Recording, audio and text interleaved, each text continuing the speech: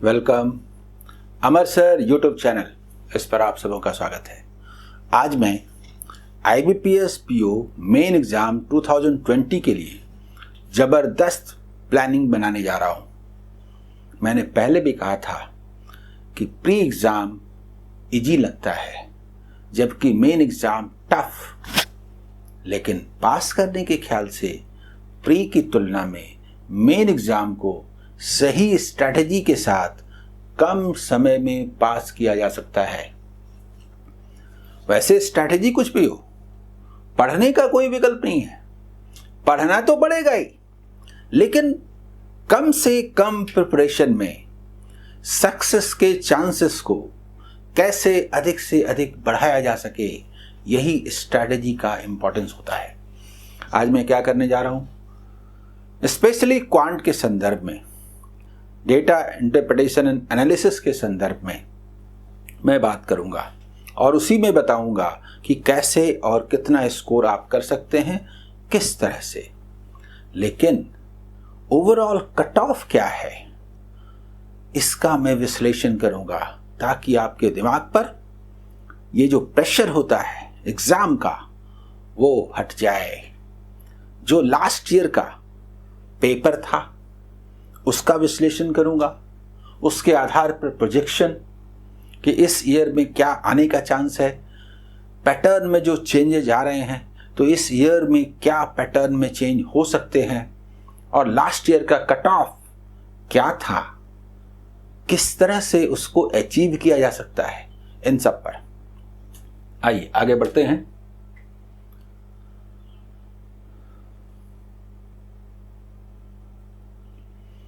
तो ये देखिए 40 डेज आपके पास हैं।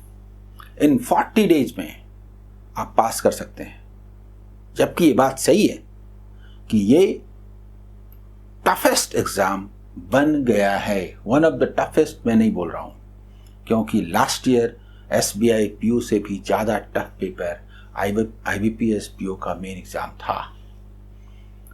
अब सबसे पहले मैं ये कहता हूं, कट ऑफ पर बात करने के पहले, कि ये आपका मेन एग्जाम का पैटर्न है। सेक्शनल टाइमिंग है, सेक्शनल कट ऑफ है, दोनों ही चीजें हैं। आप देखिए जो डेटा एनालिसिस और इंटरप्रिटेशन का सेक्शन है वो, उसका वेटेज सबसे ज्यादा है मार्क्स में, 35 क्वेश्चन पर 60 मार्क्स है, जबकि रीजनिंग एंड कंप्यूटर 45 क्वेश्चन पर 60 मार्क्स है।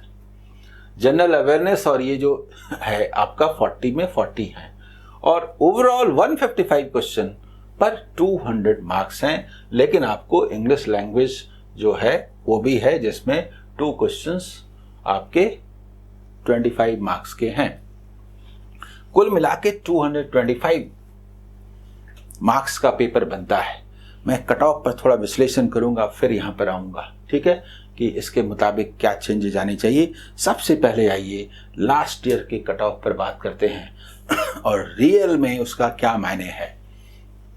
देखिए, एक होता है सेक्शनल टाइमिंग, तो था ही, देखा आपने। सेक्शनल कट ऑफ कि कम से कम इतना मार्क्स तो लाना ही पड़ेगा। मैंने जनरल कैटेगरी का लिया है, समझ गए, ये जनरल कैटेगरी का, ऐसे इसमें दूसरों का भी है, लेकिन मैंने जनरल कैटेगरी पर बात मुझे करना है। ये देखिए, ये मार्क्स है और उसके आधार पर मैंने क्वेश्चन के रूप में बात की है।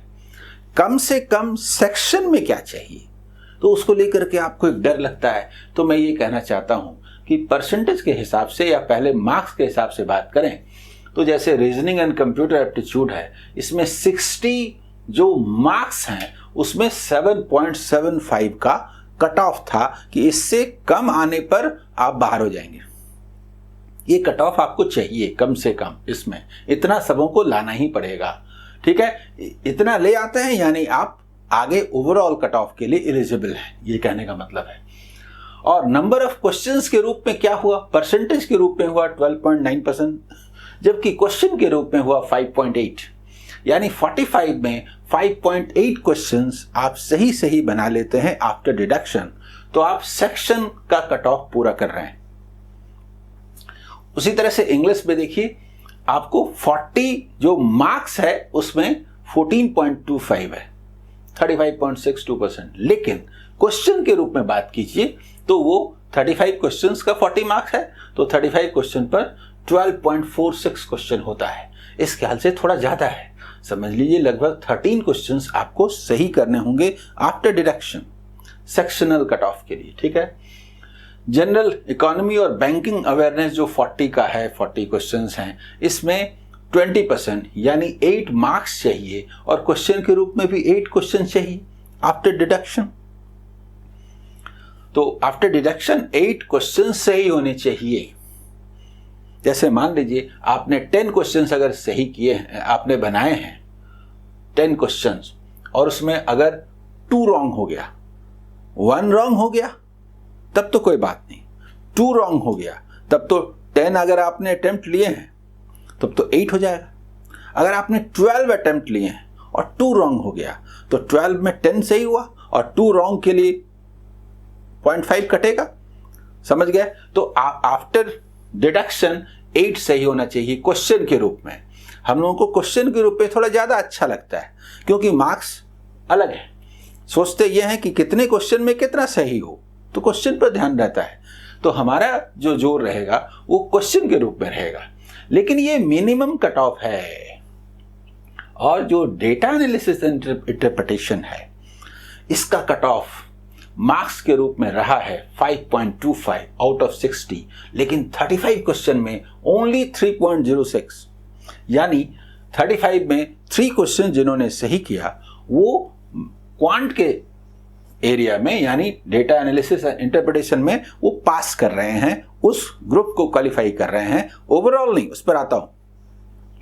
यानी अगर आप इंग्लिश मीडियम के स्टूडेंट्स हैं, इंग्लिश बढ़िया है, रीजनिंग बढ़िया है और क्वांट में आप कम से कम 3 भी ले आते हैं तो आप ग्रुप का कट ऑफ, सेक्शन का कट ऑफ क्वालिफाई कर रहे होते हैं। इस ख्याल से इंपॉर्टेंस है।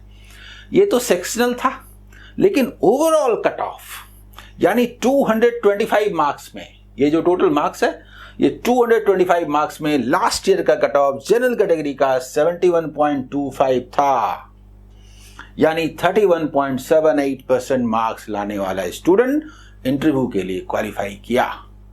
हालांकि इंटरव्यू में बढ़िया करने के लिए फाइनल सिलेक्शन के ख्याल से इनको इससे थोड़ा ज्यादा लाना चाहिए क्योंकि करीब करीब 3 टाइम्स स्टूडेंट को बुलाया जाता है इंटरव्यू में। लेकिन इंटरव्यू के लिए 31.78% मार्क्स लाने पर स्टूडेंट्स क्वालिफाई कर गए, यानी मार्क्स में हुआ 71.25 और यहीं से स्ट्रैटेजी का पार्ट शुरू होता है। यानी कि 31.78% यानी कि 32% मान लीजिए कि हर सेक्शन में अगर हम 32% मार्क्स ले आते हैं तो main exam, written exam qualify कर रहे होते हैं, इंटरव्यू के लिए बुलाया जाता है। अब क्वांट के लिए इसका माने क्या हुआ? तो क्वांट में क्वेश्चन के ख्याल से देखिए, इसमें 35 क्वेश्चन के ख्याल से 11.2 क्वेश्चंस होता है, यानी ओवरऑल 32% मार्क्स लाने के लिए ओवरऑल आपको 35 में 11.2 क्वेश्चन सही होना चाहिए। 11 या 12 बोली, यानी फाइनल एग्जाम फाइनली पास करने के लिए हर सेक्शन के मुताबिक आपको डेटा एनालिसिस एंड इंटरप्रिटेशन में 11.2 है तो इसको हम लोग 12 भी बोलते हैं क्योंकि 11 होने से तो होगा नहीं, ज़्यादा होना चाहिए। 12 क्वेश्चन का मिनिमम टारगेट आपका है, ग्रुप क्वालिफाई करने के लिए नहीं, ग्रुप के लिए तो 3 ही चाहिए, लेकिन आपको एग्जाम पास करना है, ग्रुप क्वालिफाई सिर्फ थोड़ी करना है। यानी 12 क्वेश्चंस आपको मिनिमम चाहिए एवरेज लाने के लिए। आपका टारगेट क्या होगा?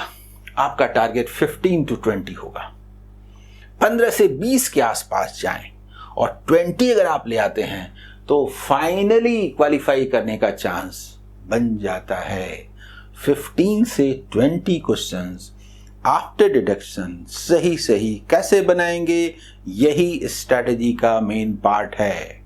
तो मैं आगे जो भी बात करने जा रहा हूं, इस बात को ध्यान में रख करके कि डेटा एनालिसिस एंड इंटरप्रिटेशन में जो 35 क्वेश्चंस होंगे उसमें ये 15 to 20 कैसे आएगा, ठीक है, 15 to 20 कैसे आएगा, इसी पर बात करना है। ठीक है, अब आइए हम लोग यहां चलते हैं जो स्ट्रेटेजी है उसके मुताबिक।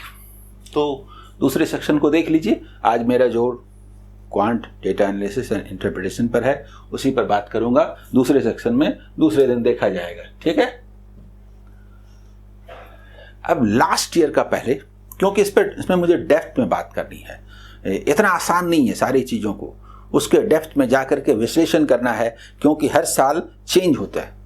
तो इस साल क्या चेंज हो सकता है इस पर भी बात करना है। इसलिए मैं क्वांट तक यानी डेटा एनालिसिस और इंटरप्रिटेशन तक सीमित रखता हूं। लास्ट ईयर का जो 35 क्वेश्चन था वो यही था। 5 into 4 20 क्वेश्चंस सीधा सीधा डेटा इंटरप्रिटेशन के 4 सेट्स के रूप में थे, और कैसलेट से 4 कैसलेट्स थे। एक में 5 क्वेश्चन, दूसरे में 2 क्वेश्चन, तीसरे में 5 क्वेश्चन और फिर ये 2 क्वेश्चन, यानी ये 14 क्वेश्चंस कैसलेट से, और नंबर सीरीज का 1 क्वेश्चन था न्यू टाइप। तो पहले मैंने आपको ये बताया कि दरअसल जो भी आपको पढ़ना है डेटा एनालिसिस एंड इंटरप्रिटेशन ही पढ़ना है।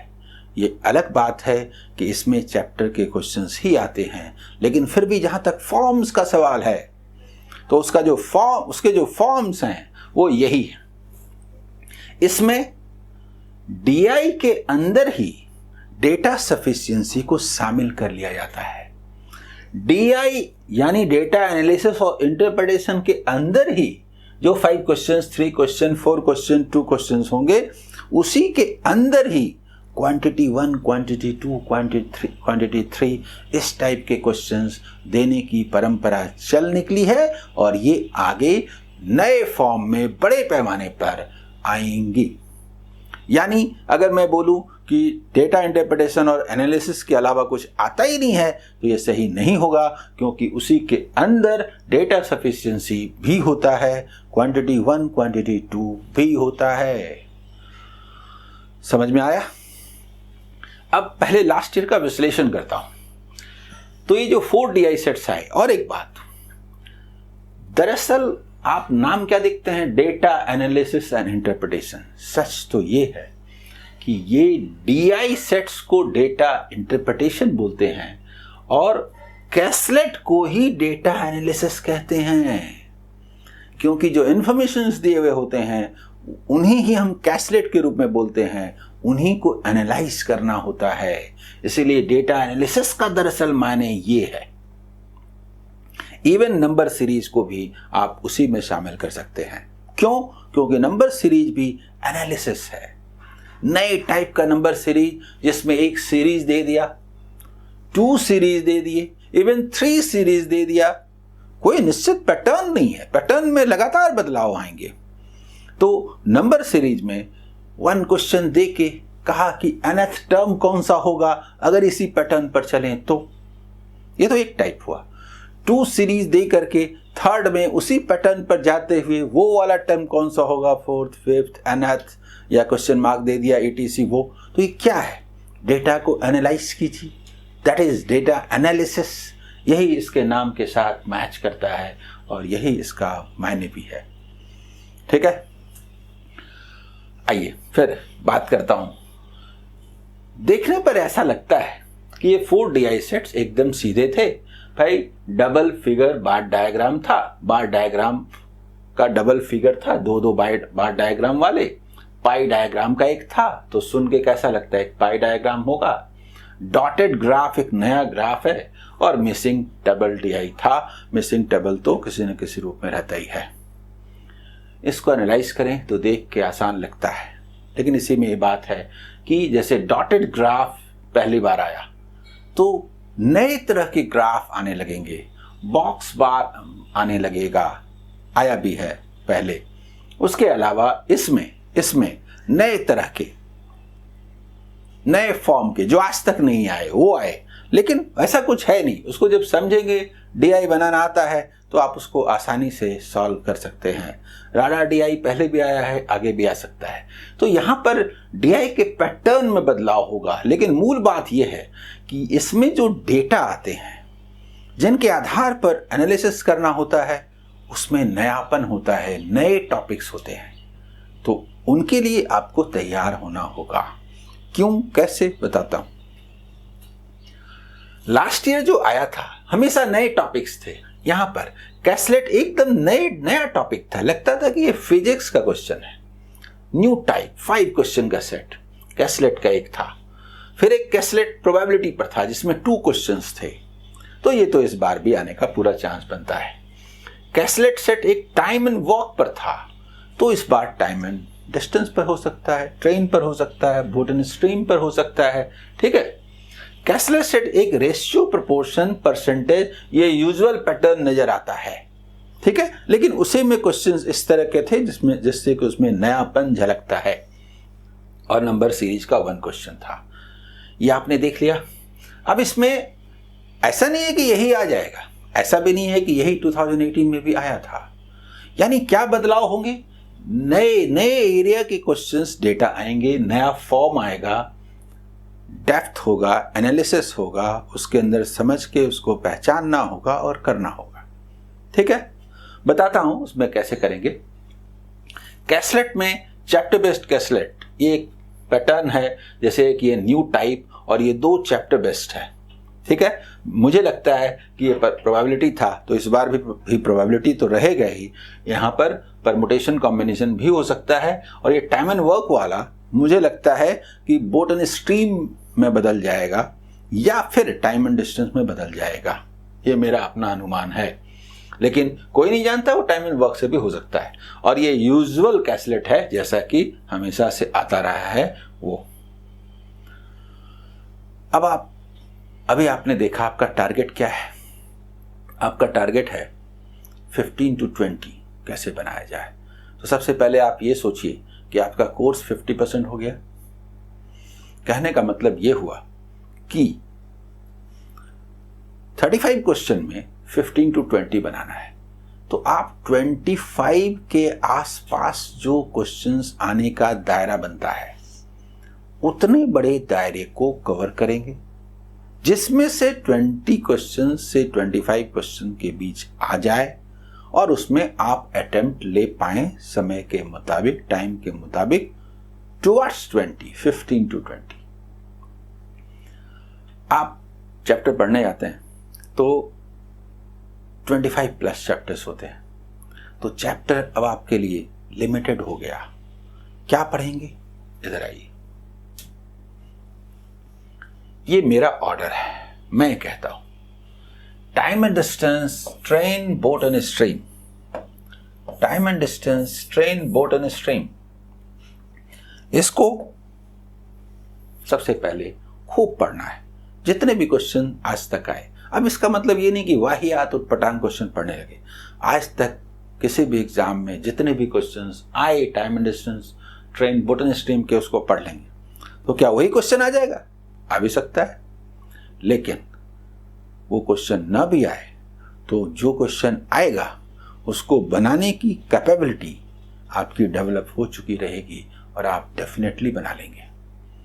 क्योंकि एग्जाम के क्वेश्चंस खूबसूरत होते हैं, उसके डेटा एक दूसरे के लिए बने होते हैं। ठीक है। सेकंड में time and work and pipes and system. देखिए मैं चैप्टर क्या बोलता हूं, ये 3 चैप्टर्स मैंने कहा। यहां पर देखिए मैंने कहा आपको 3 चैप्टर्स, यहां पर 3 चैप्टर्स का है, ये 2 चैप्टर्स का है। Permutation, combination and probability 2 chapters का है। सबसे पहले मेरा कहना ये है, यानी ये 7 चैप्टर्स पर सबसे पहले कमांड हासिल कीजिए। आपके पास 40 डेज हैं, एकदम कर सकते हैं। पहला टारगेट, फर्स्ट टारगेट, इन 7 चैप्टर्स पर कमांड हासिल करना है। इसके बाद आप नंबर सीरीज के नए फॉर्म में जाएंगे और नंबर सीरीज न्यू टाइप का मैंने काफ़ी सॉल्व कराया हुआ है, मेरे प्लेलिस्ट में देखिएगा। और प्रीवियस ईयर्स के क्वेश्चंस तो मैं सॉल्व करने जा रहा हूं। इसलिए आपको इसमें कहीं भी चिंता करने की जरूरत ही नहीं है। I am with you. इसके बाद डेफिनेटली 40 डेज है, आपके पास टाइम बचेगा, चाहे आप कितना भी पढ़ें, दूसरा सेक्शन पढ़ें, इसको भी पढ़ें, तब आप धीरे धीरे आगे बढ़ेंगे, धीरे धीरे आगे बढ़ेंगे। मेरी ओर से अगर आप बोलिएगा सलाह है तो इतने चैप्टर्स करने की सलाह है, इसके बाद एक भी चैप्टर नहीं पढ़ना है। अगर आपने इतने को पढ़ लिया मतलब इन चैप्टर से जितने भी एग्जाम में जो भी क्वेश्चन आए हैं, स्पेशली मेन एग्जाम में, even RBI grade B officers exam में, एसबीआई के पीओ के मेन एग्जाम में, उन सबको चुन चुन के बना लीजिए। इतनी आसानी से आप ये एग्जाम क्वालिफाई करेंगे कि आपको विश्वास तक नहीं होगा। सुनिए, उटपटांग क्वेश्चन प्रैक्टिस सेट के रूप में खूब मिलेंगे, नहीं बनाना है। ये जो मैंने कहा था इसके पहले कि 4 DI सेट्स, अरे मुझे इसमें 2 बनाना है, 2 से ज्यादा बनाना ही नहीं है। इसमें से कोई एक जरूर चैप्टर बेस्ड रहेगा, तो उस चैप्टर बेस्ड DI को जरूर बनाना है और एक कोई और बनाना है। इस 4 में 2 के अलावा थर्ड को हाथ नहीं लगाएंगे। इसमें आपकी प्लानिंग होगी 2 क्वेश्चन सॉल्व, 2 सेट सॉल्व करने की, यानी 2 into 5। यहां पर आपको 10 क्वेश्चन सॉल्व करने हैं। ये जो कैसलेट है इस पर जोर देना है। नंबर सीरीज मेरे ख्याल से 2 से 3 आएगा। 1 आया था, 2 आ सकता है, 3 आ सकता है, 2 आए, 3 आए। नंबर सीरीज जरूर बनाना है और आप आसानी से सॉल्व कर सकेंगे। और यहां पर जो 14 to 15 क्वेश्चंस आएंगे, इसमें से 10 to 12 आप सॉल्व कर सकते हैं। अब इसमें से जो हो पाए, ये 10 हुआ, ये 1 आए, 2 आए, 3 आए, वेरी करेगा।